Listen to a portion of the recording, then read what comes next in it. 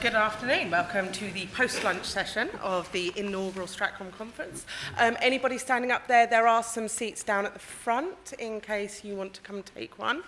If not, then we shall kick this panel off, countering sub-threshold activity with the eminent Mandarin, Mr. Angus Lapsley. Thank you. This was a reference to the fact that I was the only Brit at the Munich Security Council for about 48 hours and was dismissed as a Mandarin by Sky News. A fine organisation, just in case they're here. I've been asked to sort of set the scene a little bit on this question of what is the defence role in sub-threshold competition. And I'm going to start by saying I've got a bunch of things I want to say about what the military and what defence can do in this space and should be doing and what we should be planning to do. But I'm going to start by saying the most important thing is almost none of it we do on our own. And this is a really quite important point, because the whole point of what goes on in the sub-threshold space is that you're trying to keep it in an essentially political conflict space. And I think there are lots of things the military can do, lots of things defence can do, but they have to all be intimately joined up with what the rest of government is doing. In the UK case, that's what the Foreign Office is doing, sometimes what DFID is doing, what other parts of government, including intelligence agencies and others, are doing. And actually a lot of the focus within government today is precisely on this question of how do we join things up. The military has as I've learnt in my time in defence, has a particular language. It talks about campaigning, it talks about manoeuvring. It loves producing big A3 pieces of paper with lines of action and all sorts of unintelligible acronyms. And when the military produces one of these bits of paper for a sub-threshold campaign versus country X, it does have a slightly kind of chilling effect on civilians. We kind of look at that and think, my God, what are they going to get up to? And the only way to deal with that, because actually that campaigning rigour is really important, as I'll come back to, is to have the military and the civilians across government working really, really closely. So lots of things to do, but please don't do them on your own. Sounds the kind of thing I say to my teenagers. So let me run through some of the things I think that defence and the military absolutely have to do in this space. The first thing is, and I think this, for me, it's still the most fundamental and important one, is to maintain classic defence and military deterrence posture. The most fundamental thing the military does most of the time is to convince our opponents that it's not worth testing us, it's not worth fighting us. And that's why actually a lot of what we do in this space is about posture, it's about signalling our capability, our potential intent, what we can do, and the kind of dilemmas that we can pose to a potential adversary. So I think my line about grey zone manoeuvre is also about manoeuvring big grey things has already been trotted out today. But I kind of really passionately believe it. Posture, being present, having relationships in the conventional space is really, really important. And if you want a good example of this at the moment, I would cite the UK's leadership of the Joint Expeditionary Force. This is the UK plus the Nordic, Scandinavian, Baltic countries and the Netherlands, where we are really all about planning for and using military capability in a way that will, in the sub-threshold space, send a very clear message to at least one potential adversary that we could cause some problems and they shouldn't go beyond that sub-threshold space. I think the second really big offer, and I think Jim will probably want to speak to this, from defence and the military to government as a whole in this space, is understanding and awareness. The situational awareness challenge of what's going on around you, who is doing what to you and why, and where does it really come from. I think that's absolutely critical, whether it's in cyberspace or whether it's little green men or whether it's disinformation. And a lot of the tools that the military have of analysis and intelligence gathering are absolutely critical to this. So I'll just cite you one example that I lived personally when I was in the Foreign Office dealing with chemical weapons, was the immediate aftermath of the Salisbury attack, where it was to DSTL, MOD's scientists, to which we turned to really do the analysis as to what chemical we were dealing with and where it came from and who could have been behind it. And most of the answers came from that scientific capacity which defence was able to offer the rest of government. But there are many other examples that you could cite. I think the third big area where defence can be relevant in this space is in kind of supporting the operations of the civilian arms of government. And there, again, there's a range of ways in which this can happen. It could be special forces support to intelligence operations or to policing operations. It could be in space, where defence assets can be really important in terms of understanding what is happening in space, including what's happening to civilian satellites as much as to military ones. It could be, although this is a difficult area to manage, it could be in the information operations space, where can you sometimes use some of the assets and capabilities that the military have to support strategic communications. And one area I think is absolutely critical, it's the military's expertise in exercising. So exercising is not something that the centre of government does very often and has much expertise in, whereas defence has real expertise here. And that discipline, which we slightly sort of lost at the end of the Cold War, is becoming more and more important to how government learns how it would deal with particular crisis situations. And then I think the last big area where defence can really help here is in building capacity amongst partners. Because if you look around the world, it's all very well having the UK or Sweden or other countries very, very capable at dealing with sub-threshold competition. But actually what we need is all our partners around us to be able to do the same. So building the kind of capacities I've just been talking about in countries which are often on the front line of aggressive competition in the sub-threshold space becomes really important. So I was chatting earlier to Gordon Messenger, who is supporting Ukraine, for example, in defence reform. But we do a lot of work in the Balkans, some parts of Africa. And increasingly that is about helping these countries build their own ability to manage these kind of problems. The very last thing I'd say is I think there are two mindsets, if you like, which defence and the military can really helpfully bring to cross-government efforts here. One is a mindset of campaigning, by which I mean actually thinking about where you deploy effort over time on a sustained basis. I mean, I'm speaking as a diplomat. Diplomats, we are appallingly reactive. We deal with the problem that happens to be in front of us that morning, and we get through that day. The military's discipline of actually thinking about how we're going to get from A to B over 6 months, a year, or whatever, that campaigning instinct is I think, really helpful. And very closely linked to that is a kind of spirit of proactivity, of actually not just sitting there waiting to see what's done to you, but looking to see what you can do to actually put your potential adversaries at a disadvantage. So, I mean, that's slightly, I'm ending at a point which is slightly at odds with where I started, which is kind of, don't go off and do things on your own.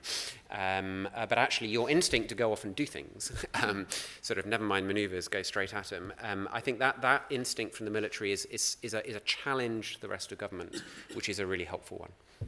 I'll stop there. Thank you so much. And I think following up, Elizabeth, you're up next. Okay.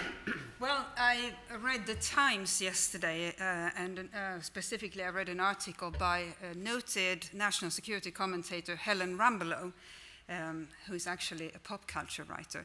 And her piece was actually still about pop culture. She asked, or she discussed what teenagers do during a disaster based on her experience during Storm Dennis. And did anybody read her piece? Do you remember her answer? Behind the paywall, okay. The government can't afford the Times. So what they do is they practice TikTok dance moves. So is anybody familiar with TikTok? No? I'm supposed to demonstrate. Well, TikTok is a Chinese app where you can record short videos of yourself that you then post and others can enjoy. And apparently that's what teenagers do, and specifically that's how they're able to entertain themselves when power goes out. So if I may submit, TikTok may be a national security challenge. But it leads me to think about grey zone challenges. So what if it wasn't just Storm Dennis, but something else? And what would happen if seems to be the case, everybody's first reaction when something bad happens and the government can't look after them is to practice TikTok dance moves. So I wanted to discuss some actual real-world scenarios that have happened recently. And since I saw Latvia's defense counselor here, I'll start with Latvia, where 1.5 years ago, all of a sudden, posters went up all over Riga warning of a spider invasion, a poisonous spider, and called upon people to call the authorities to report if they had seen this spider. And lo and behold, everybody called the authorities to ask what the spider was, inevitably. Now, and so the equivalent of the NHS found itself overloaded by phone calls from the wider public, by people being alarmed about this spider or spiders. And it turned out it was just a prankster. But it's, I think, a very good lesson in how we respond, how we as a public respond to a crisis. Then another example from Sweden, where a couple of years ago, the operator of terrestrial communications, so television and radio, all of a sudden found its communications tower sabotaged. And nobody knew who had sabotaged these communications towers. Now, was it pranksters? Was it criminals? Was it teenagers who hadn't discovered TikTok? Because TikTok, I guess, didn't exist 2 years ago. Or was it a foreign power? And I don't think it was ever established what had happened, but what it did cause was a lot of headache and concern about how to respond. A third example, which is Finland. Now, in 2000, Finland allowed or changed the law to allow non-EU citizens to buy properties in Finland. And lo and behold, a lot of Russians started buying properties. And by 2018, and I have to look up this number now, by 2018, 2,600 properties had been sold to Russians. And specifically, these properties were often located close to military installations. And I see the Finnish defense attaché. I'm sure he can tell you all about it after my 10 minutes are up.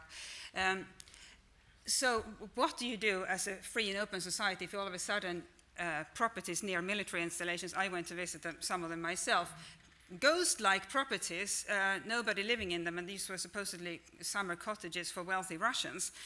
So what do you do then? Let me tell you what Latvia has done recently. Latvia has conducted just recently a tabletop exercise involving 200 companies, not defense contractors, but companies across the board, including the largest food retailer, for exactly these types of scenarios.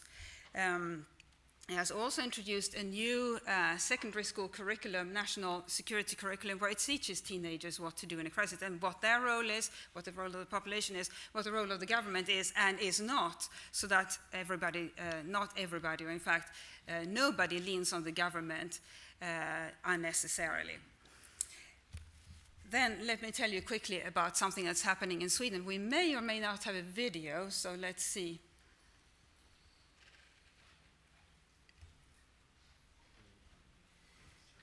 I'll talk while we're figuring out whether there will be a video. Now, Sweden, not just in response to the sabotage of communications towers, but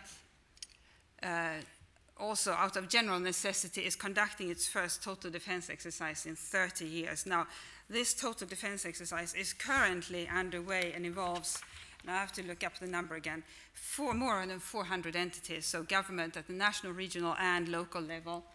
And we'll see parts of it here very shortly. But crucially, private companies, and volunteer organizations. And because you all have a multilingual commander, I'll show you this video that he and I will understand, and possibly a few others, but it's subtitled.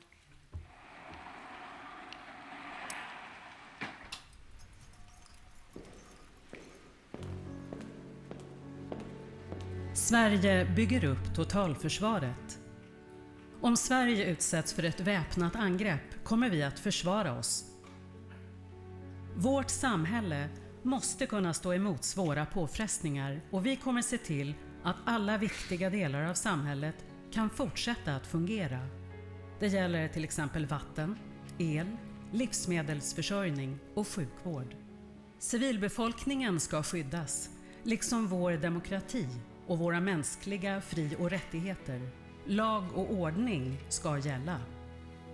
Det militära och civila försvaret bildar tillsammans totalförsvaret. Alla måste känna till sin roll och vad de ska göra om vi blir angripna. Därför övar vi totalförsvaret under slutet av 2019 och under hela 2020. Totalförsvarsövningen leds och samordnas av Försvarsmakten och MSB, Myndigheten för samhällsskydd och beredskap. Försvarsmakten, myndigheter, länsstyrelser, kommuner, regioner och andra kommer att öva att tillsammans försvara vårt land, vårt samhälle och vår civilbefolkning. Roller, ansvar och beslutsprocesser kommer att övas. Vi övar att skapa gemensamma lägesbilder och hur resurser och verksamhet ska fördelas så att det militära försvaret och samhällets nödvändiga delar kan fortsätta att fungera. Vi övar på hur allmänheten ska hållas informerad. Vi övar på våra arbetsplatser och vi övar i fält. Tillsammans försvarar vi Sverige och varandra. Tillsammans är vi totalförsvaret.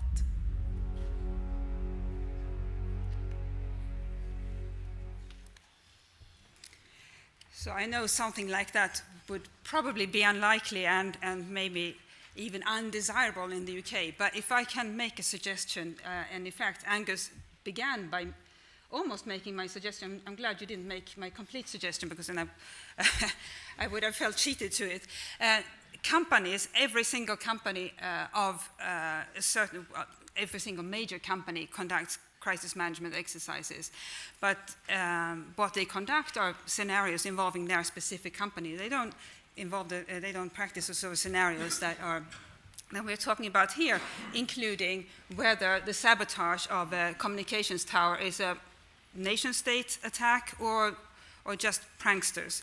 So I think there's enormous opportunity for you all to conduct such exercises, grey zone exercises, sub-threshold exercises with corporations, UK-based companies, global corporations, and it's not just desirable, but from their perspective, it's necessary as well, because if their operations are disrupted, they will quickly go down, and so, of course, will daily life in this country.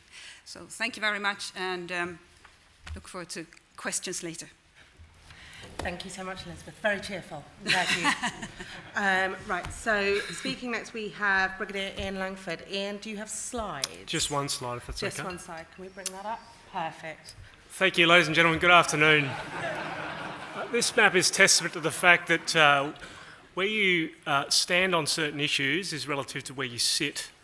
And again, none of this is wrong. That's a statement of absolute fact, but it's a different heuristic. It's a different perspective on the geography of our globe and the interplay between perhaps politics, our economic interests, and the way that we understand the world relative to the way it operates.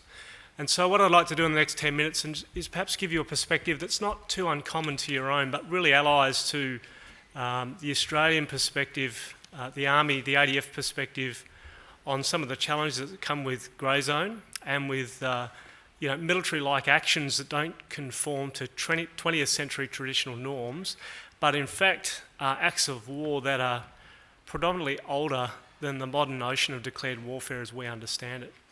I would commend to you a speech that General Angus Campbell, my Chief of Defence Force, gave as part of the Australian Strategic Policy Institute speech in June last year. It was titled Political Warfare, and he really did a sort of layout from an ADF perspective how we understand that challenge that, you know, sort of unifies all of us at the moment in terms of at least problem identification, but then some of the opportunities that it also presents in terms of understanding how we might force structure and how we might, both internal to our own defence forces, internal to our own governments and communities, but also collaboratively think about how we address them. In the Army, we have an initiative known as Accelerated Warfare. It's about 18 months to 2 years old. There's a good deal of product online, and I would commend it to you. But essentially, Accelerated Warfare really does lay out the challenge for Army, in this case, to think about the future and how we might design or pull the future towards ourselves as a response. It acknowledges the changing character of conflict. It challenges us to think about some of the inputs that really do affect that character, to include things such as the democratisation of violence. You know, it used to be the domain and the purview of nation states at the international level. That is no longer the case. It acknowledges the urbanisation of warfare. And one of the great anti-satellite technologies is a metre of concrete, because if you're hiding in a city of 25 million, it doesn't matter what you've got LEO Geo, to some extent you can develop blind spots and you can operate within that. It certainly touches on the disruptive effects of emerging technology and cautions us not to become perhaps romanticised or entranced with some of our success. Robotics is a good example in this regard. What many people refer to as robotics, in this case might be a laser radar or a LiDAR paired with a processor, doing a leader-follower type technology, is in fact not robotic. It's a hardware solution. That's the leader-follower technology that happens in mines and that many of us in our militaries are applying to our supply lines and so forth. It's not 8 cameras and an algorithm that can tell the difference between a green, amber and red light. That's a Tesla system. So we focus in the now on LiDAR and processing, a hardware solution. Industry and cutting-edge technology is focused on cameras and algorithms that do pattern recognition, and that's the direction of technology. And robotics, which has been prevalent in other parts of society, have not yet permeated to the degree they have to in the military. And for a country such as Australia, where we have a huge responsibility in terms of sovereign territory, we have 7.5 million square kilometres of land, 10.5 million square kilometres of maritime responsibility, and a population of 25 million, we'll never be able to grow the human base that can service the responsibility to surveil, to protect and ensure sovereignty. So these emerging technologies provide opportunities for us to mitigate that challenge. But that will have an effect on the character of conflict and some of the non-traditional challenges, which I would call sub-threshold, that come with it, to include cyber attacks, some of the espionage actions that come with hijacking code to be manipulated at a time and place in the way that a Trojan effect, which worries our critical infrastructure, does right now.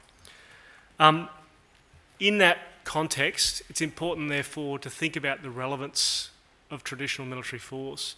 And a way to do that is to put that into a competition conflict scenario. And that's to say that these things can happen consecutively and concurrently. In our doctrine, we have a peace, conflict, war approach to understanding conflict as a spectrum. Whereas if we take the multi-domain approach, it is absolutely true that the conditions could be met for what would traditionally mean a state of war in cyber and potentially in space that haven't yet crossed the threshold in land, maritime and air. And again, what does that mean in terms of our definitions of warfare, of conflict, of peace? And are we now at a point where we need to think about this notion of constant competition as being the status quo when it comes to thinking about hybrid threats and challenges and how we perhaps respond to them and cope with them? One of the ways that we think about this challenge, this pacing threat, is in a regional context. And you yourselves do that, and you do it through Article 5 with NATO and other bilat and multilat security alliances. Australia's in a part of the world where non-interference through ASEAN and through the ASEAN Regional Forum is the accepted practice, and there's nothing wrong with that. And so in that context, partnerships become really important. And so as we think about coping with a grey zone or a below threshold challenge, three sort of vectors become important. First one is persistence, and I like to call it an always-on capability. And I'm talking intergenerational persistence, not just those that come with exercise this or joint enterprise that, but those that are decades long. And that is having persistence in training systems of friends and partners throughout the region, of collaborating and burden sharing not only traditional security problems, but also emerging to include climate change, the challenges that come with that, resource protections to include fisheries, maritime zones and others, and how we collaborate in unison in our region to provide a level of persistence that enables us to be relevant and trustworthy. The second is access, and by access I mean using again non-traditional approaches that often are not military to deepen and thicken relationships and to make them much more organic in the context of dealing with collective problems. And again, in our part of the world, we're very diverse, huge maritime boundaries. The notion of access comes with a bill to include power projection. You know, how does Army power project in a maritime region?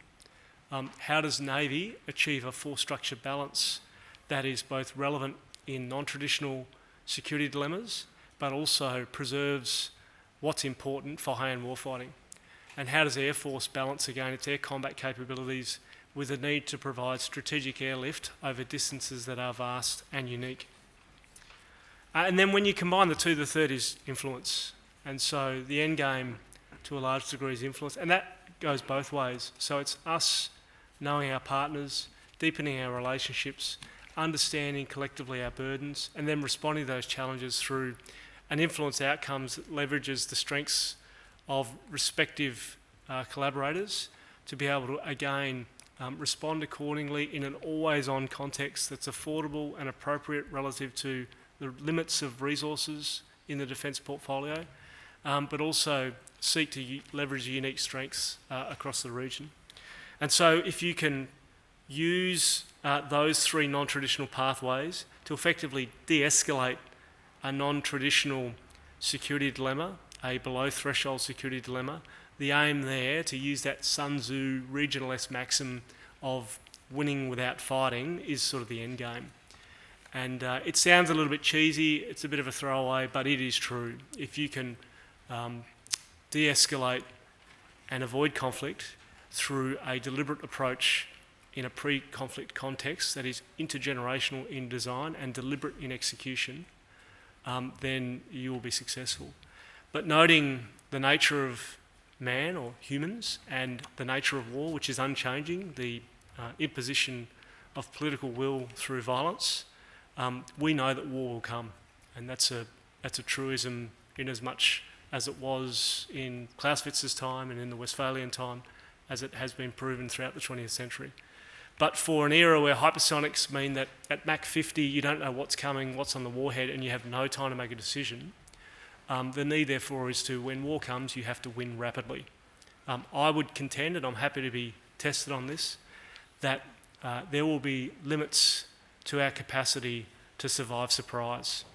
You know, the notion of a strike at Pearl Harbor to nationalise the populace, to then unleash the capitalistic, creative, destructive talents of democracy, to then fight in a unified existential struggle, I think has probably got a date limit on it. And so a capacity to survive surprise in the age of hypersonics is a challenge. And so when war comes, winning rapidly then points to how you force structure and what are your crown jewels in the context of applying military power in conflict that doesn't eliminate or negate the need to also win without fighting in that sub-threshold context. And with that, I'll pause. Thanks very much. Thank you so much, Ian. And in terms of talking about crown jewels, would you like the map? Sorry, Would you like the map, or should we go? the map is fine. The map is fine, excellent. You can point out where all of our overseas bases are. Right. Good afternoon, ladies and gentlemen. My name's Alison Stevenson. I have the privilege, and it really is a privilege, to be Director Overseas Bases in Strategic Command. Normally the map is the map's now gone, the other way up. But a range of overseas bases I'm responsible for, from travelling west to east, the Falkland Islands and Ascension Island, through Gibraltar and Cyprus in Europe, Cyprus sovereign base areas, and then our bases in the Middle East in Asia. And so this global presence ensures a permanent platform with which we can protect and project our national interests. From there, we defend our sovereignty and we provide a forward mounting base for operations. But they do offer so much more, and that's obviously what I've been asked to talk about today in how we counter sub-threshold threats. So I thought to give a bit of framework to the discussion. There are many descriptions you could use. I'd use for my framework, the RAND Corporation four-strand approach of what you need to do to counter sub-threshold activity. So following through from setting the strategic context, number one. Second, deterring, using the direct threat of military or non-military action. Thirdly, dissuading, using all your national levers of power. And fourthly, mitigating by building resilience. So on the first one, how one shapes the environment for competitive advantage, the very existence of the overseas bases in the region is a reality that our adversaries must consider. We are legitimate stakeholders in the region, and we can influence and we can be a very good partner of local states and for our allies and partners. Secondly, as Angus said earlier about deterrence, we deter with our bases with the capability that we've got on them, either in a forward location where we have that capability on the bases, or where the bases are fitted for but not with. So there is the opportunity to have an expeditionary force, a headquarter, or a theatre support group, so we can forward base quickly and reliably. So that's our deterrence. Thirdly, how do we dissuade others from using sub-threshold activity? And there, the bases, and I think this is where we can do more with them, should not just be a defence hub. They are hubs where we can use all the national levers of power cross-government, working on good government, law enforcement, boundary security, and working and aligning with regional and security partners, not allowing the vacuum to develop, making the bar too high for people to consider sub-threshold activities. And then finally, if we have got people using these activities, how do we mitigate? How do we make sure that we can provide the right response? How can we ensure that we develop scenarios for planning and do practice against them and more exercising? So beyond the strategic concept, they also offer opportunity on a couple of extra lines. We have this presence. We are already there. We have established relationships in the region, and we have a very mature understanding of the operating environment. Our relative presence there can be veered and hauled depending on how the international situation is at the time. And that in itself is a message, a language you can communicate in. And our laydown does give us unrivaled strategic access to some interesting choke points in the world. It's a platform from which the UK can plug and play, and it's scalable. So overall, in that physical space, we can promote regional stability. People mentioned earlier about exercising and training, and we can exercise and train with our allies and partners and others in the region. We can support the rules-based international system. Last year, the support we provided to the government of Gibraltar in following through on EU sanctions and the seizing of the Grace on tanker is something that was possible from our base in Gibraltar. We do a lot in terms of, say, fishery protection from the Falkland Islands, other things that we do day in, day out from our persistent presence there. So just to summarise, the location of our bases around the world helps set this strategic context, and it helps shape this environment for the competitive advantage of the UK and our allies. We do have the ability to deter using military or non-military threat. We do have the ability to dissuade in the way we work through our regional partners. And actually, we have, if we develop it further, the resilience then to deal with these threats as they occur. Thank you. Thank you so much, Alison. And last but not least, Lieutenant General James Woodhouse. I'm reminded that when I used to teach at the Naval Postgraduate School in California, I was told that after 11 minutes of a lecture, nobody is listening, including the person who is talking. So I admire the plan for everyone to talk for 10 minutes, hoping that someone will still be awake. I'm going to try and talk to you a little bit about the role that Defence Intelligence plays as part of Strategic Command and how we own the responsibility for providing the understanding of this sub-threshold competition. But of course, my organisation is not just an understanding organisation, we also generate effects. But I'm going to concentrate on our role in the understand space. Although I might not have thought it at the time as a sort of junior intelligence officer, in retrospect, it really used to be so easy. Looking at force ratios, movement tables, deployment templates. The challenge was only that we had a sort of paucity of information. And therefore what we did was we imagined what we didn't understand and what we didn't know, and then precariously balanced a prediction on top of that imagination. That meant invariably that prediction was going to be wrong. And we thought it was difficult in those days. But we valued experience and wisdom and insight, inspiration, and that kingfisher moment of inspiration. And we also combined that, though, with a military view that if we organised for high-intensity conflict, we could work down the stack and cope with any challenge that was put to us. Of course, those days are over, and those assumptions were at the time untrue and have subsequently been proven to be untrue. Now, some things do remain immutable. Adversaries like to apply their strengths to our weakness. They'll also leverage our strengths against us, such as our desire for liberal, enlightened goals, including balance and equilibrium. But they won't follow the liberal, enlightened rules that mean that that game is played as a sort of an equal competition. Our potential adversaries have and continue to invest in advanced military capabilities which challenge our conventional forces, whilst they also invest the time, effort and money into information operations, cyber operations, leveraging aggressive diplomacy, economic warfare, and all these challenges come below the threshold of conflict. And they'll be confronting us at every stage of military operations, including during planning phases, but they'll challenge us across all geography, physical and cognitive, and virtual. They'll also be employed against our allies, and all of this against a shifting context where things like climate change will shift part of that debate and our situational understanding. So to take one example, in the cyber domain, we face potential attacks not just on our networks and data, but also on our military platforms and on our weapon systems. And that challenge will also be in depth against our supply chains, both the military supply chain and the civil supply chain upon which the military is so dependent, but also threatening our critical national infrastructure. In tandem, we'll face cyber-enabled information operations that challenge our institutions, undermine our trust in those institutions potentially, aimed to attack our values, and even threaten our democracy. So how do we respond to that integrated and set of complex and demanding threats? So I think in the face of those integrated threats, what we need to do is to make sure that we integrate our response.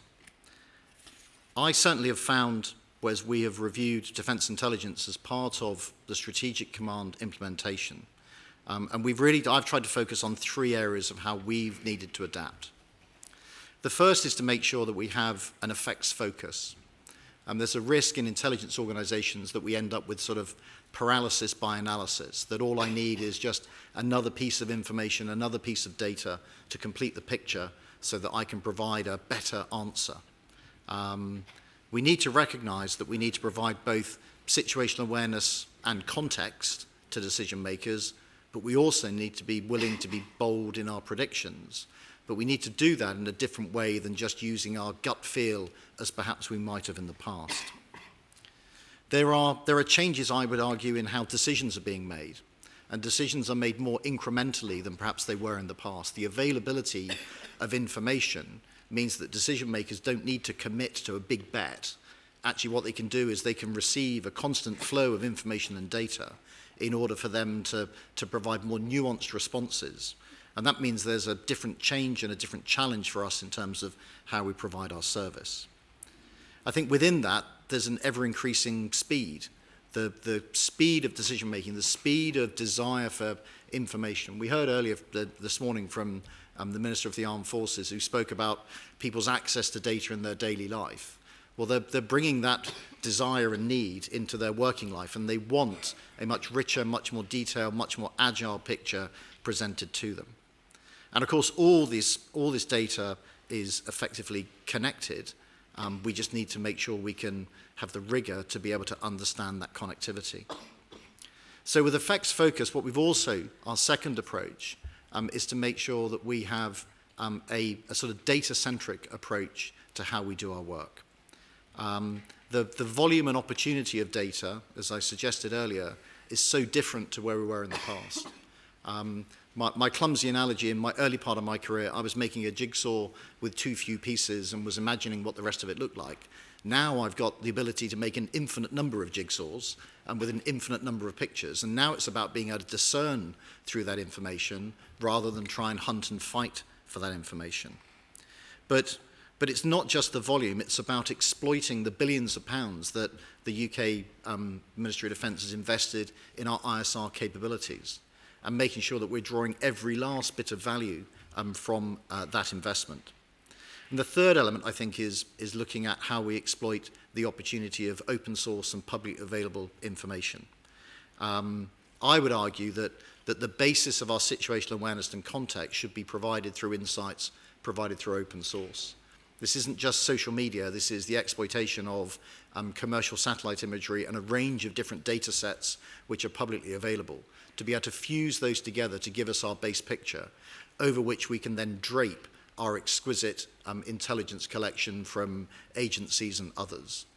And in fact, we should be using that open source picture to be able to drive and direct that exquisite collection in order to deepen and thicken our understanding. I think in addition to the sort of documentation of violence, we're also seeing that in the data world, where previously governments controlled so much data. Now data is everybody's. And the amount of information which is available is truly, truly unbelievable. Our ability, however, to harness, process, and draw insight from that is limited by our current approach, and we must invest to do better. The third element is adopting an enterprise approach. And this is really where I think we get after the issue of integration. So within Defence Intelligence, we have in our base at Whitton, we have the Air Intelligence Centre.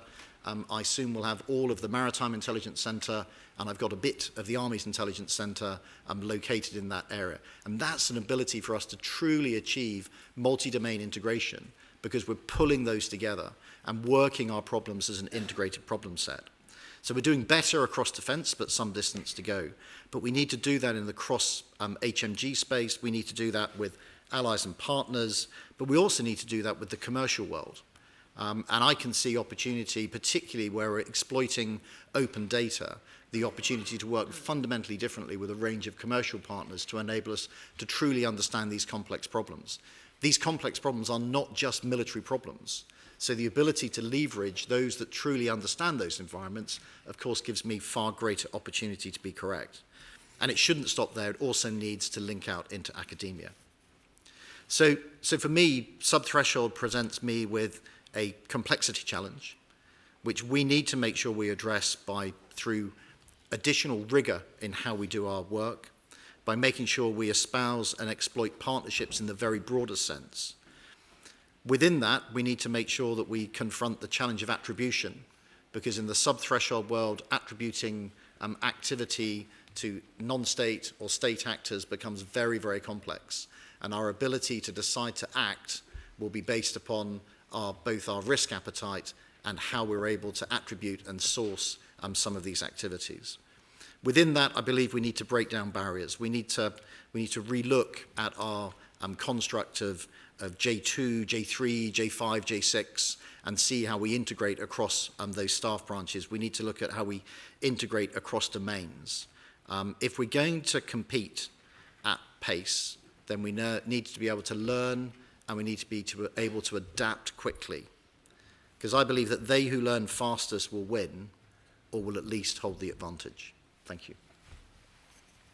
Thank you so much, and apologies for my coughing fit halfway through.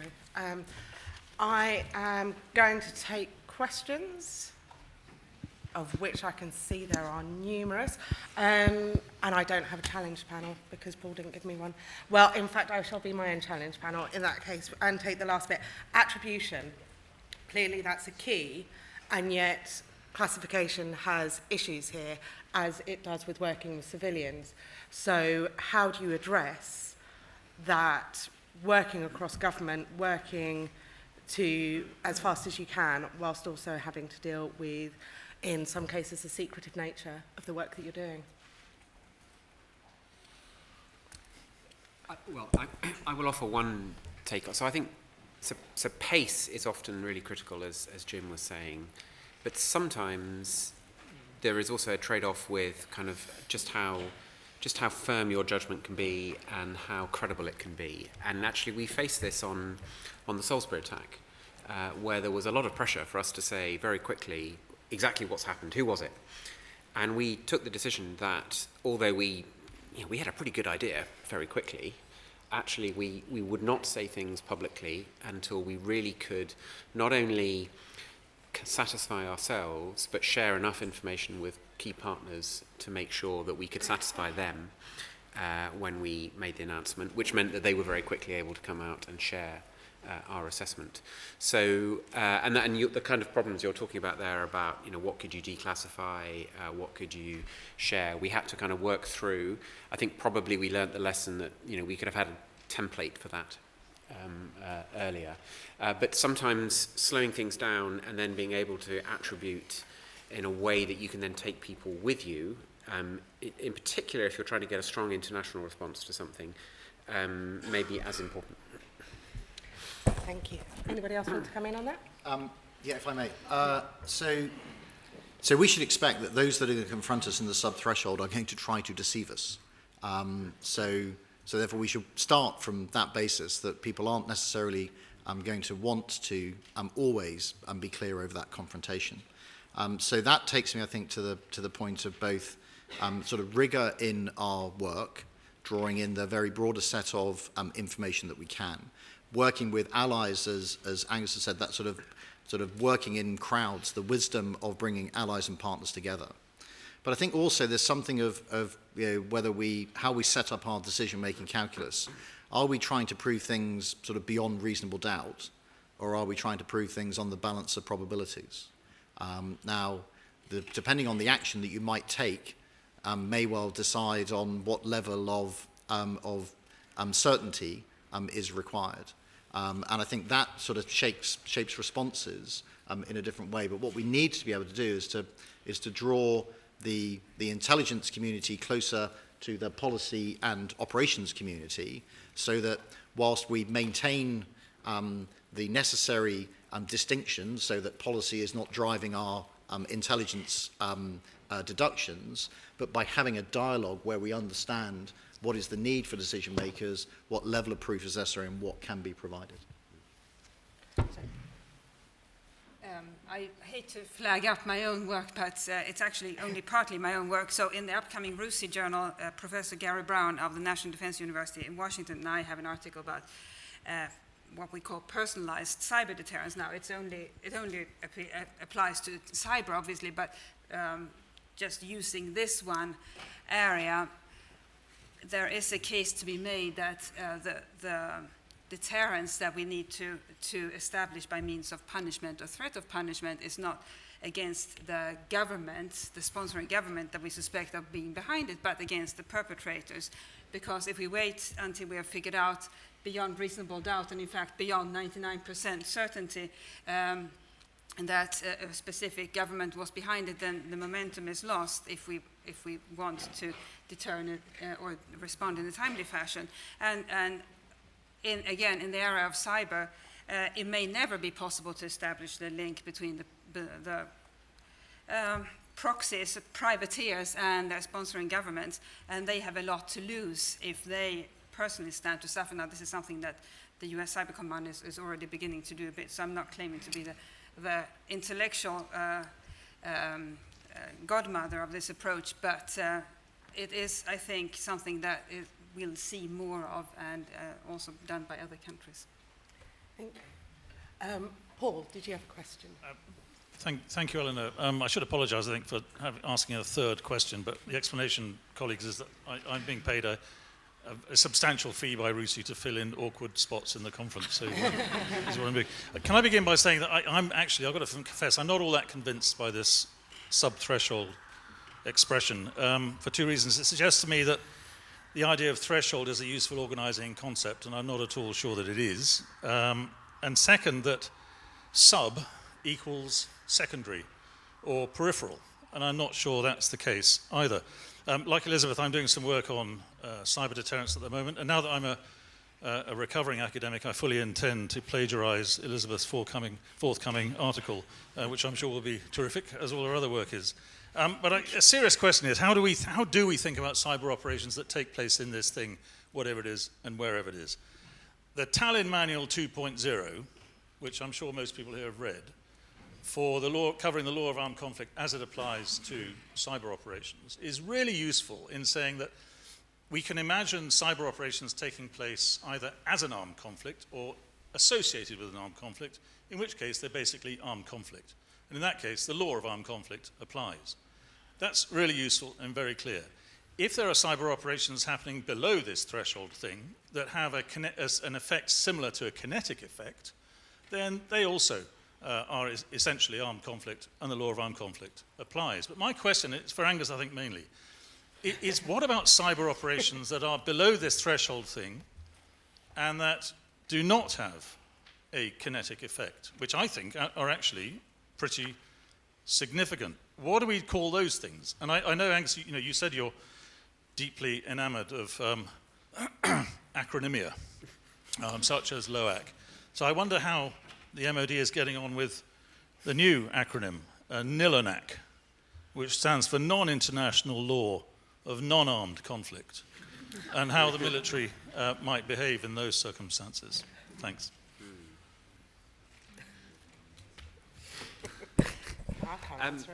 Well, I will start an answer, but I actually, in many ways, Jim knows a lot more about cyber than me.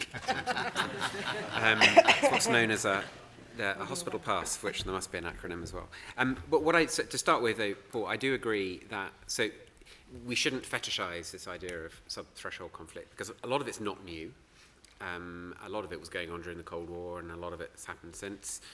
A lot of it is definitely not secondary. Sometimes it is the main thing that's happening. It's also not, I agree with you that it's not absolute, that the kind of, there's not a switch that's flicked from one to another. And I don't, and I think as a defence department, any defence department, you have to recognise that the bulk of our resource still goes into what you do in the beyond threshold conflict. And as we go into an integrated review, we just have to keep that in mind. That's where many of the really biggest questions still lie. But so so I honestly don't know what the acronym is for cyber attacks which do not pass that threshold of the law of armed conflict. I can tell you how you respond to some of it, and attribution is a really big part of it. Sort of naming and shaming, calling it out is definitely part of it. Resilience is part of how you respond to it, and there may also be something you can do in the deterrent space about signalling that if you keep doing this, I'm capable of pushing back and doing the same to you.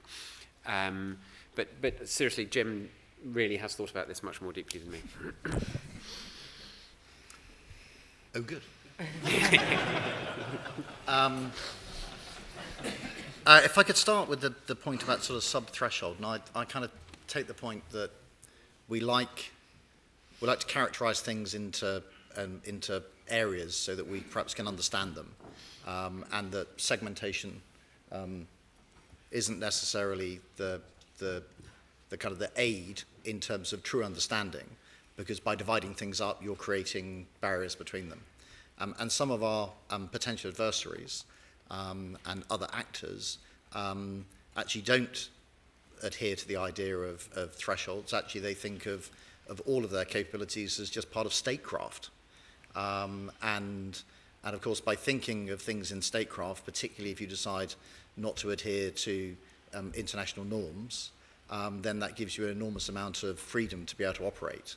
But I think the thinking around sub-threshold is us trying to contain those activities in order to make sure they don't move into a sort of more broader conflict.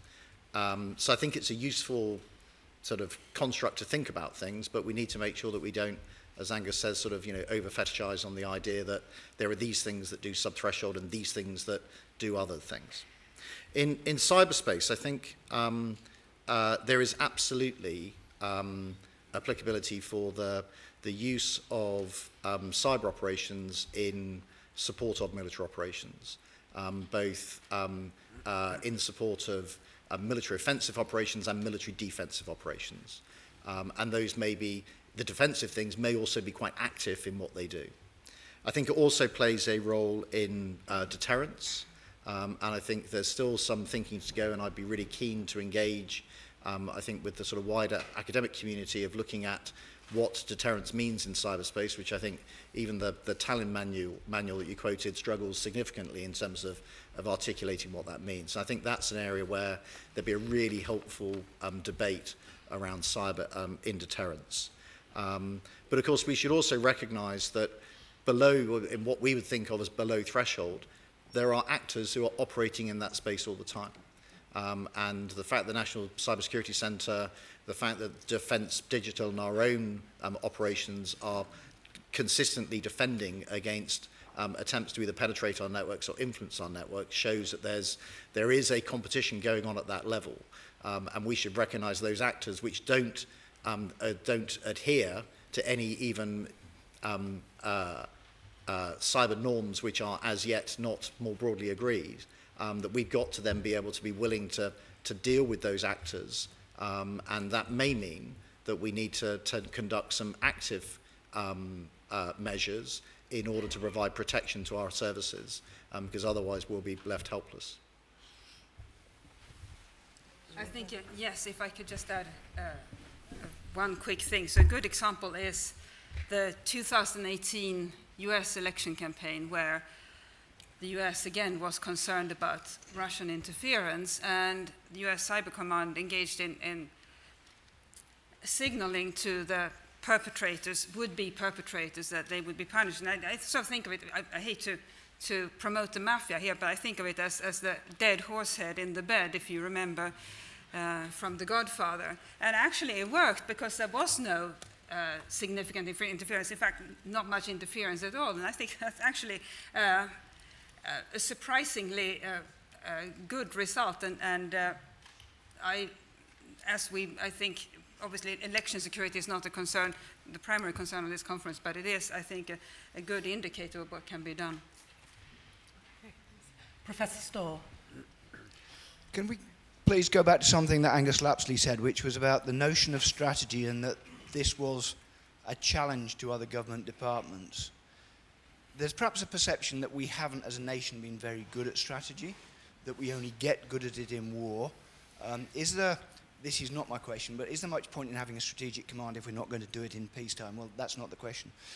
But if we're going to have an enduring national response to something, it requires it to be a pan-governmental response.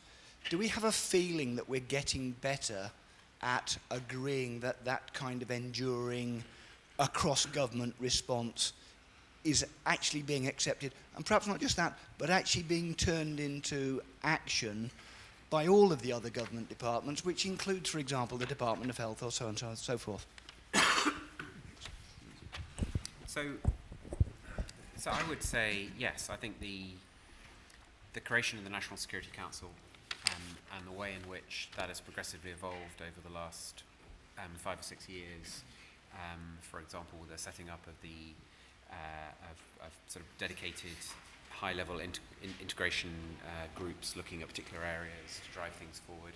I think that has started to create a culture of thinking like that. We've also tried to build capacity. One of the reasons I struggle when I answer questions on cyber is actually there are 2 policy directors in MOD now, because we realised we needed 2, not 1. And I do space, he does cyber, so you always get the wrong one. So I think we are gradually building capacity across government and building instincts to stick at things. I don't think I said that I didn't think government likes strategy, but I said it's not used to campaigning, and I think that's perhaps the next stage, if you like. And certainly when I look at how we think about a number of parts of the world, Russia, the Middle East, Africa, we are starting to build a sense in government of longer-term strategic goals and a properly organised campaign across the various bits of government for how we try and meet those goals, that we hold to account with a bit of military discipline, if you like, which isn't the same as putting a general in charge of running those campaigns, because ultimately these are intensely political. And I think what Stratcom, from where I sit, does for the UK is it will allow us to cohere a bit better the military input into those. And I mean, quite uniquely amongst defence ministries that I know of in the world, the 2 policy directors, Dominic Wilson and I, we literally sit in the same bank of desks with our military counterpart, General Doug Chalmers, precisely so that we can cohere at that level the day-to-day, week-to-week, month-to-month, year-to-year campaigning and operational plans that we're trying to drive. Jim, I think it's a really interesting challenge. But I think there's just a couple of things I'd like to say about sort of strategic command, building a little bit on what Angus said. In addition, I think we've got the capacity to assist in our developmental thinking, and certainly the work in our sort of force development, how we think about the kind of utility of military capabilities going forward in order to ensure not just today but into the future that the military have got a role to play in a much broader enterprise.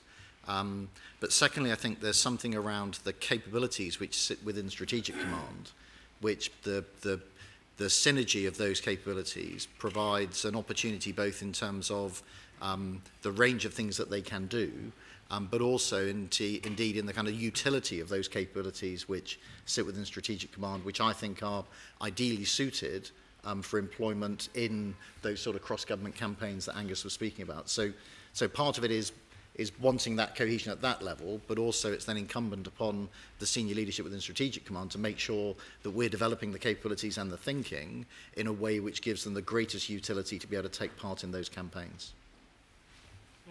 And Mary? It's quite striking that this afternoon, with the exception of some remarks by CDI, you've not taken the perspective of the bad guys.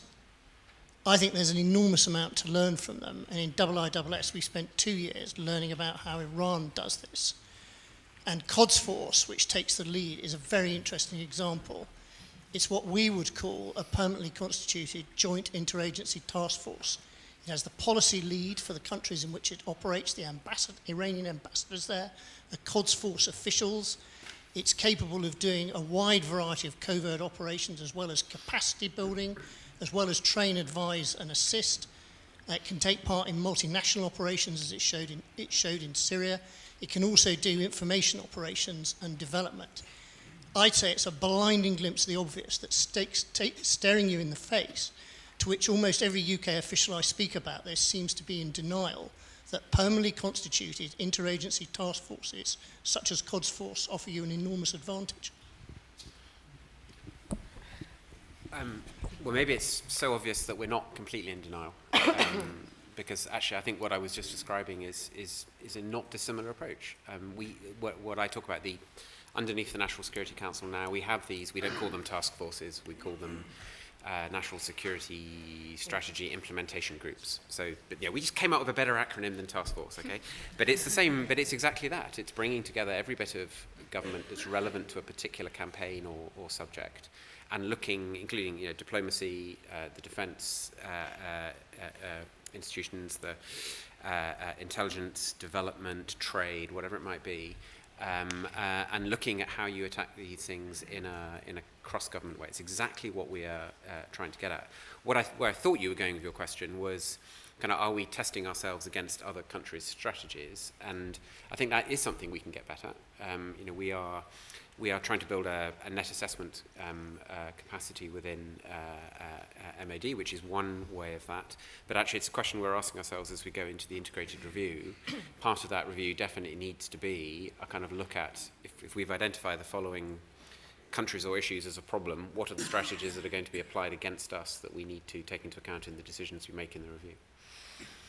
And Alison, did you want to come in? And I was about to say what I think Angus has just said, but I'll say it again anyway, which is to say that the work that's being done on the strategy part, we're really seeing the benefit of that in the bases in terms of the point I made earlier, us not just being defence hubs, but being hubs for the whole of cross-government strategy. And I would really expect that to be a big thing as we move into the integrated view of we've got this. I would say it wouldn't I, I'm the Director of Overseas Bases, but we've got this amazing resource here that we should be and we will be using in a more cross-government space. And Ginny wanted to come in. So I think it's a really interesting challenge, Ben. I would say in terms of looking at that analysis, that's part of my day job. But I think that analysis has also been drawn in, not just from my team, but also from Edward Stringer's team in terms of developing integrated operating concept and thinking about how we're going to do this differently. And whilst we may not be organised quite like the Quds Force, for which there are one or two probably sound reasons why not to, but I would say with far too many years of working in the kind of both the defence and the broader intelligence community, that actually the interaction and the integration between the variety of actors that are able to both understand and generate effects in this space is closer than it's ever been. Now, that's a relative judgment. Is it as close and integrated as it ought to be? Well, we could have a debate about that. But actually, I think we're in a very, very good place in terms of the way in which those instruments actually act together and being driven by the sort of policy framework that Angus was speaking to. Oh, yeah, sure. I don't have any particular answer to your question, but I just wanted to flag up my colleague Jack Watling's work on Iran, which I think is very worthy of a long and careful read. Thank you. Trevor Taylor.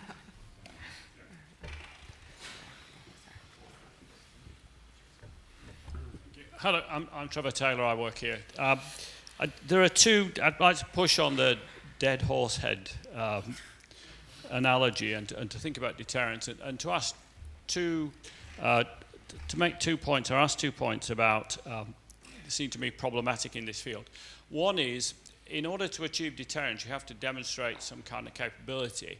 So how do we, is there any quick answer to how we demonstrate the capabilities we've got without revealing too much and giving too much away? So, that's I think a challenge in this area. And the other is, how do we know and what effort do we put into understanding what our adversary values? Because deterrence is achieved by hitting where it hurts, but how do we know where it hurts? The dead horse was spot on in the sense that it touched the values of the person that was targeted. So those two issues seem to me challenging in this area, and I wonder if the panel got comments. So if I perhaps have first go. So I think in terms of demonstrating capability, if you're looking at an area like cyber, as we were discussing earlier, that's challenging. We don't have the sort of August 1945 moment in order to demonstrate the consequence of employment. But I think there is something about demonstrating our either our commitment or our investment or the way in which we're going to adopt this. Whilst what we don't want to be doing is getting into the detail of quite what we're doing, but I think there's a way in which we can message the seriousness with which we take these circumstances, and there will be moments in time where, of course, our adversaries will be able to see those capabilities. It may not be public to all of us, but the messaging doesn't necessarily need to be public in order to land that messaging with an adversary. And I think on the adversary values, absolutely, and there's a body of work which we do on an annual basis of looking at what do our adversaries value, whereabouts are their vulnerabilities, and what do they fear from our own capabilities in order to try and inform our own development. So we work hard at that, but of course, getting all of the insight required is a consistent and long journey. It's not a simple task to really get to there, but it's a body of work which is consistently refreshed. Oh, just in the back on the side, please. Sorry, it's Hugo Corright. The MDO and the IOPS... With a question at the end. With a question at the end. Excellent. MDO and IOPS see cross-domain engagement in above-threshold conflict. But cyber seems to be a domain apart below the threshold where we won't respond in the other domains to cyber attacks. So, for instance, the WannaCry attack on the NHS, which could in theory have cost significant numbers of lives, would not necessarily have been responded to with violence. Yet we're seeing violence being used sub-threshold, be it in Syria by the Americans, or in fact more recently in Iran.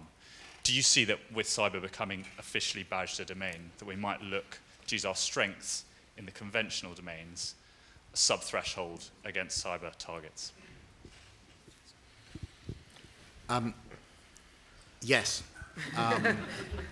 I think we need to make sure we don't think about cyber as a sort of game of ping pong, where if you attack me in cyberspace, I can only attack you back, or if I do something in cyberspace, the only thing I'm expecting back is an adversary to strike. We've got to recognise that this is there are a range of opportunities and risks which exist across domains, and I think to me that's one of the kind of great things about the setup of Strategic Command and giving it the responsibility for the cyber domain is to ensure that we don't isolate this, but actually we treat this as an integrated area. And it's important because cyber isn't just a place where you might attack and defend, but actually cyber is a vector through which you will enable a whole range of different activities. And it may well be that you use cyber to amplify those conventional capabilities in a variety of ways. You may look to mitigate vulnerabilities through your cyber defense, that you may have vulnerabilities in a broader set of capabilities. So absolutely integrating that is absolutely vital. And I think that's the mission one of the missions for Strategic Command is to ensure we've got the right integration across the cyber domain itself, in all aspects of cyber, but then crucially making sure that's then integrated across the other domains to avoid this idea that there's a sort of cyber ping pong game that we're going to play separate from everything else. Can I just... Yeah, absolutely. I just wanted to answer Trevor's question, which I didn't get around to. Oh, sorry. So Trevor, so I don't want to give my paper away, but just last week there was a very interesting development, which was that the US Department of Justice charged 4 PLA officers with the hack of Equifax. And you might think, well, why are they even charging PLA officers when those officers will never stand trial? Well, that has legal consequences for them, personal consequences. China doesn't mind having been found out as the country behind this Equifax attack. But actually it matters to those 4 officers in a legal sense. They won't be able to enter the country, for example, enter the US. So that is something that they hold dear along the lines of the dead horse. And I think just a final word for me, because I'm still really trying to think about the answer to Trevor's question, because they're really good questions. I think there is definitely something about your declaratory policy. You're making clear to the world, this is how we will respond to certain things, and this is how we view, and this is something we've been developing for a while in cyber. I think space is the next frontier where that we need to get clearer about where our there's a fire. That got the Air Force chuckling.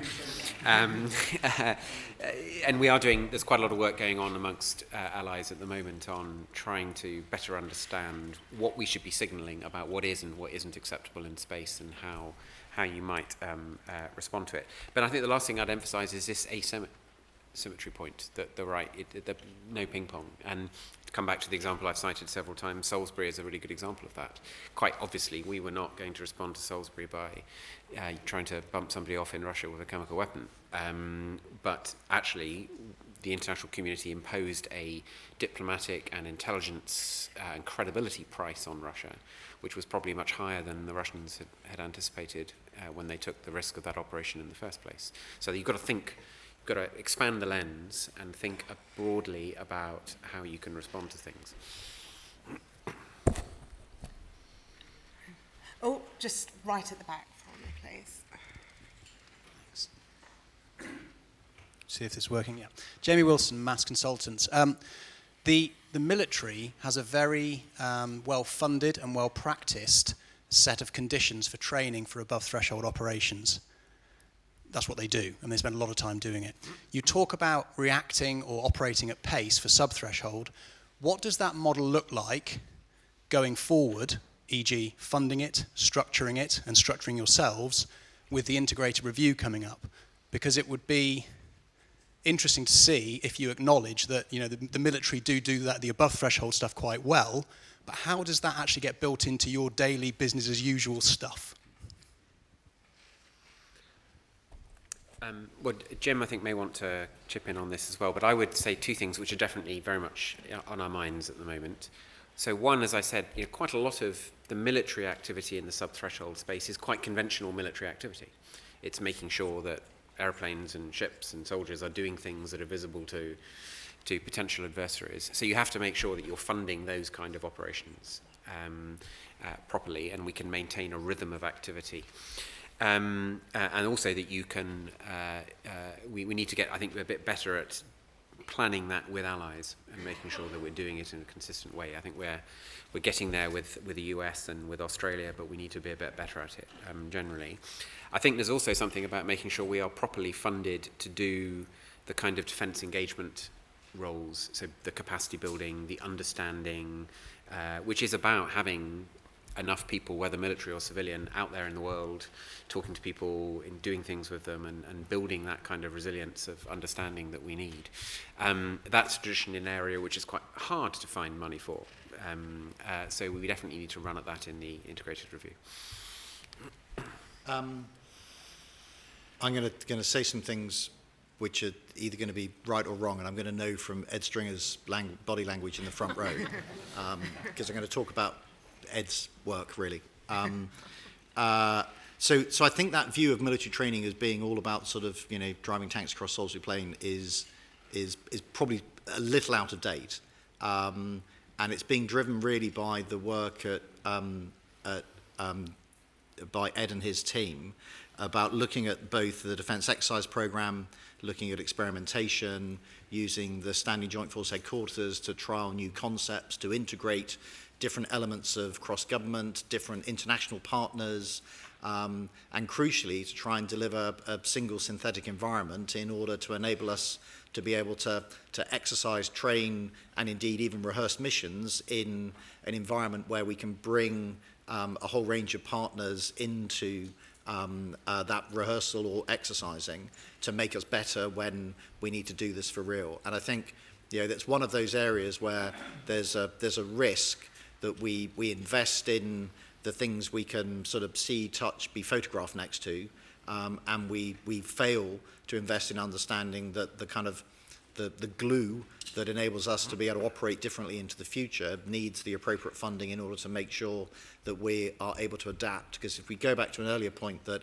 if we accept that we need to learn more quickly than our adversaries, then we need to be able to take that learning, put it into our training in order to make sure that we're ready for the challenges that we face in the future. A couple of years ago, I was at a conference at Oxford University about public health, of all things, and at the dinner, I sat next to one of the world's leading public health experts who has also advised the government of Russia. And he said the only thing, well, he told me, so I guess, since I'm not giving his name away, I guess it's safe to say, safe to tell you what he told me. But anyway, he said if Putin really wanted to surprise the West, harm a particular country, all he would need to do is to put a plane load of prisoners with tuberculosis, put them on a plane and send them to whichever country he wanted to harm. And so I think actually that quite highlights our vulnerabilities and our need to exercise beyond what you all have highlighted. And so, for example, now we have the coronavirus, and everybody's talking about how overstretched the NHS is, and that's with just a few cases and even fewer serious cases. But what if we had an adversary engaged in some serious disease-related attacks against our country? That needs to be exercised, and not just by the armed forces, but by the NHS, and by the way, by the rest of the public. And I don't have a funding model for that, I'm sure Angus does, but or possibly other bright people here in this room. But that's just to highlight one area. Then another area is, of course, the smooth operations of daily life. So it's not just the internet going down, but what if retailers can no longer operate? And that's something where everybody can contribute, something that if I can just take one more minute, a model I think is worth looking at for the UK is, and we have discussed this before, the UK's competitive national service model, which can be used not just for the armed forces, which is what Norway does, but for all parts of the government that deal with public, well, with security and public safety. That would be a great body of people to draw on in a severe crisis, or even in a less severe crisis like Storm Dennis. Any other questions? Pete Roberts.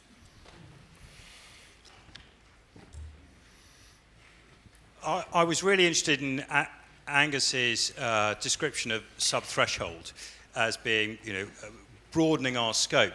And at the moment, everything that is not high-end warfare at the moment is sub-threshold. But we tend to classify it in terms of Russian activity, perhaps ISIS, and a few other military threats. I mean, we don't want to get into China because obviously politically that's not really the thing we can do in the UK.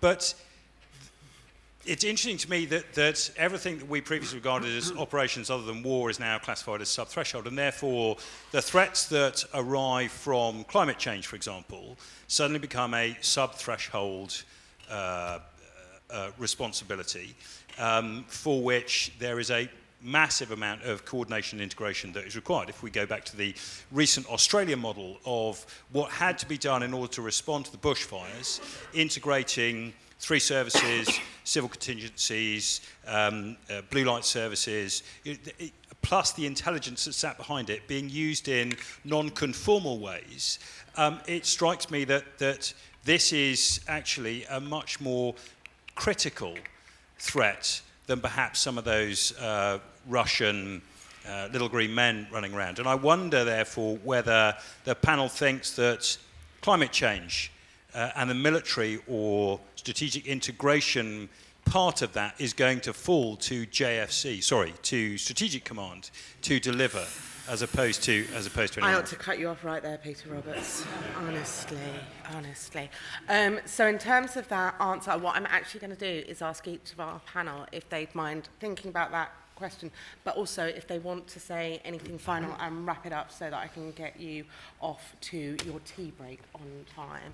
So, Alison, did you have anything that you wanted to come in on that, or any just two quick points on your Australia point, or your thing about climate change, and is that a threat or not, or is it threshold?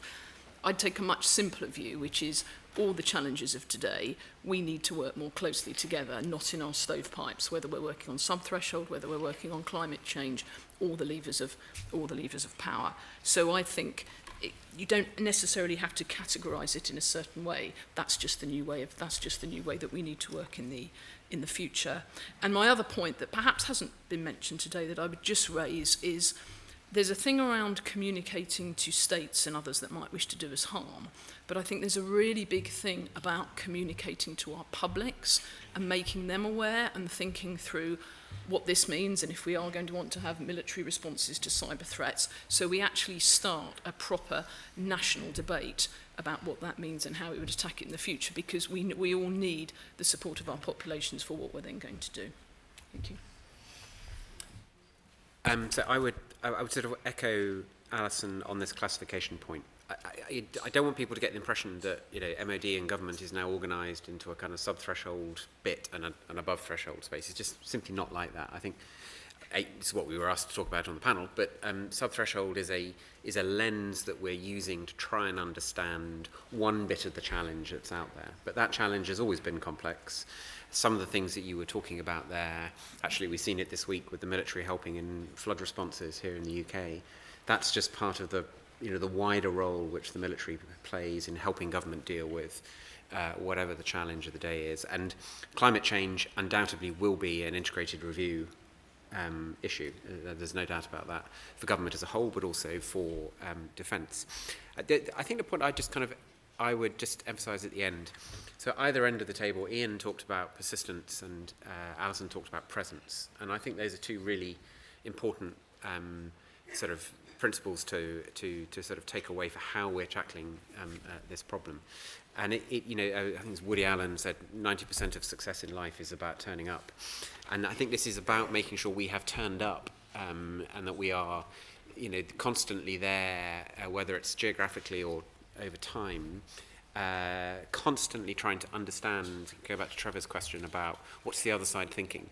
What's the impact of our action on them? Is it affecting them in the right way? I think that's the kind of thinking challenge that we've got, and it's one for policymakers, for intelligence experts, or for planners, for campaign planners who are working out what you can actually do with the force you've got.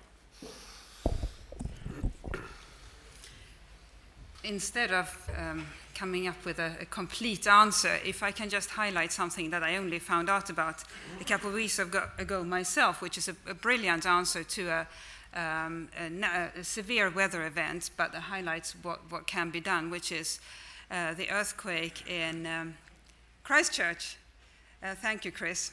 In 2011, when the New Zealand authorities found themselves stretched to the limit, and students organized themselves in not just to they didn't just turn up, which is the problem with all crises, that people turn up in well-meaningly trying to help, and then they cause more trouble than they actually help, and they are a burden on the authorities. But students in New Zealand set themselves up in something called the SVA, so the Student Volunteer Army, and actually were quite helpful part of that recovery effort, and they have stayed on as a part of response, the country's response and emergency preparedness, on top of what the New Zealand Defence Forces can do. I think that's something worth considering here in the UK. And this is not a policy conference, obviously, but it's worth thinking about whether you get UCAS points if you're part of something like the Student Volunteer Army.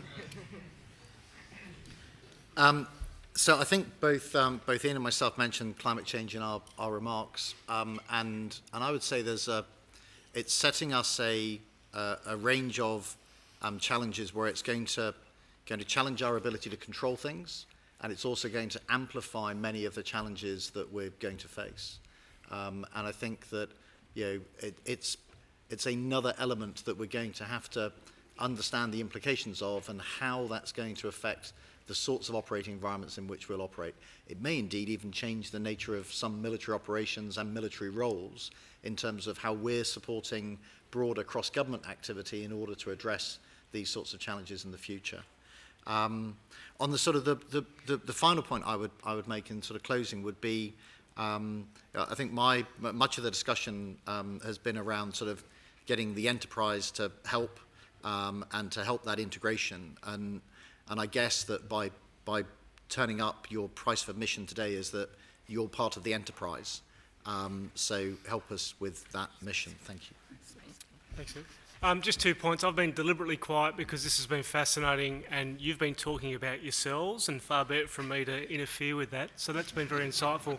But I'd offer you just some contemplations around the difference between strategy and strategic.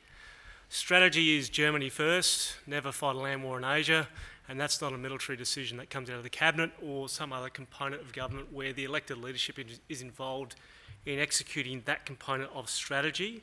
Implementing it via strategic plan is the future operating concept or the integrated operating concept, and all the products and outputs that Strategic Command has talked about in terms of what it's generating right now. And that goes to Ben's point. I think, and we grapple with this again in the ADF, that the nuance between strategy and strategic is really insightful, because it then does hierarchy, how you ally yourself as an organisation, and potentially about how you think about challenges that are not traditional to the military. And it's curious, the whole sub-threshold definition I'm fascinated by, because, and this is not a criticism, but you're the only ones using it. It's not relevant or prevalent in the context of what we talk about in terms of hybrid or proxy, which is enough. You know, the Wagner group in Libya is not below threshold. It's a proxy force. The use of mercenaries predates Westphalia. It predates organised warfare. It's something that's always been a prevalent part of the conflict spectrum, and it's not new. So it's again, a lesson that all Western militaries suffer from, which is to innovate an old concept into a new sub-industry of lexicons, and then to try and apply novel approaches in terms of how to address them. Not a criticism, an observation. Sorry. The other piece around repurposing the military, you have to do that with caution. We remain a single economy in the context of applying state-sponsored violence in an existential way, and that's the force structure determinant, because if you're not doing that, then you're doing something else and you're not a military. And I think when you move away from that, you do so with caution. It doesn't mean, though, that you're not relevant in a crisis such as a natural disaster. And in the case of Cyclone Tracy in 1975, we evacuated the entire city of Darwin using the military, sent them all south, and then under General Stretton, we rebuilt Darwin, and then we brought the populace back. And we see that now with bushfires this year, and the scale of destruction, and I tend not to overstate this thing, was unprecedented. I mean, we'd burn out an area bigger than the California fires and the Brazil fires together in about 3.5 weeks. You know, the fire in the southern part of the ACT in Canberra there was started when a helicopter landed, and the heat signature from the landing light transposed to the grass because the flash point was so low. I mean, that's the scale of the challenge in the context of how quickly these things can appear in an environment which has been challenged by a changing climate. So, you know, being able to reinforce national resilience is something that militaries have always done. The strategic question is when you retrofit an aircraft carrier for an evacuation operation as opposed to an air combat operation. And that's the strategic issue as it relates to future force design, vis-a-vis what is the sole preserve or the force structure determinant of the platform or the capability, and what is the tipping point when you need to repurpose it to do that and something else. And that's when dollars come into it, and that's when you have to start to strategically relitigate whether you've got the means that fit the ends, which is the strategy dictated by someone else. And with that, I'll shut up. Thank you. Can I just thank everyone on the panel for a really, really interesting contribution from you all. I hope you enjoyed it as much as I did, and I'll leave you to go and get your tea now.